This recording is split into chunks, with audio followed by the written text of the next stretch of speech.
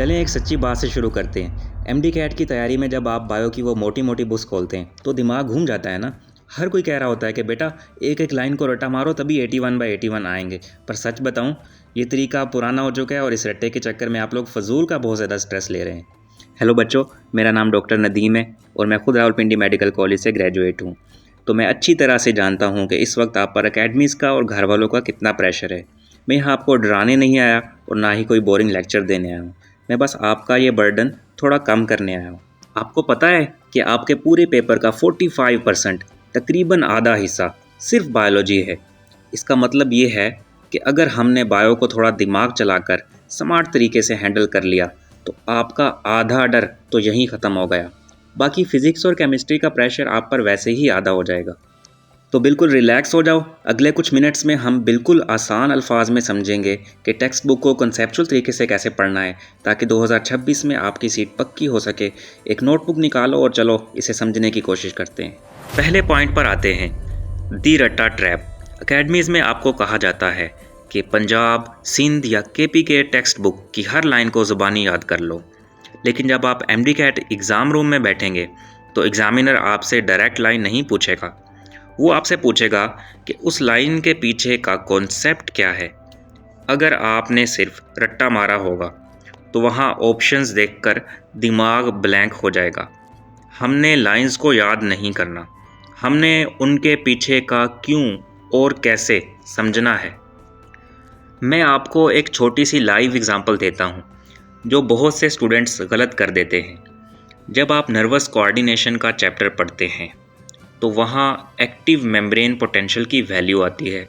बहुत सी आम local keys में या फिर पुरानी बुक्स में ये वैल्यू +30 मिलीवोल्ट लिखा होता है, लेकिन actual correct conceptual value +50 millivolt है। एग्ज़ामिनर इसी तरह के बारीक पॉइंट्स पर आपको फंसाता है।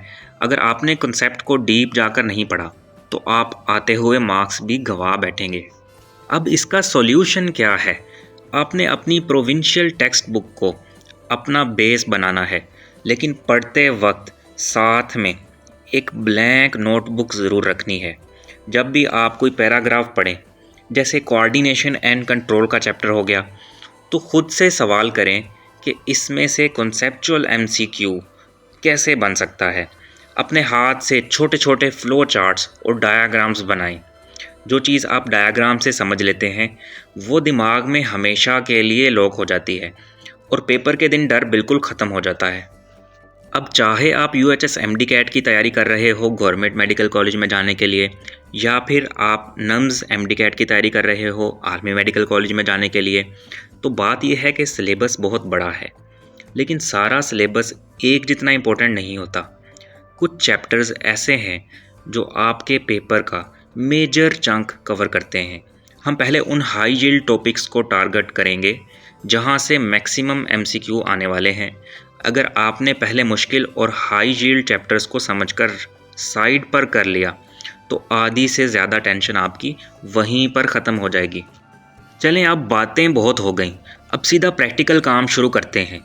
मैं आप लोगों के लिए चैप्टर 17 कोऑर्डिनेशन एंड कंट्रोल पर एक पूरी कंप्लीट प्लेलिस्ट बना रहा हूँ। उसमें हमने इसी तरह बिल्कुल आसान अल्फाज में सारे मुश्किल कॉन्सेप्ट्स और एमसीक्यूज़ को डीकोड किया है। इस वीडियो के ख़त्म होते ही सीधा उस प्लेलिस्ट पर जाएं और अपना पहला चैप्टर मेरे साथ बिल्कुल क्रिस्टल क्लियर करें। लिंक डिस्क्रिप्शन और पिन्ड कमेंट में है।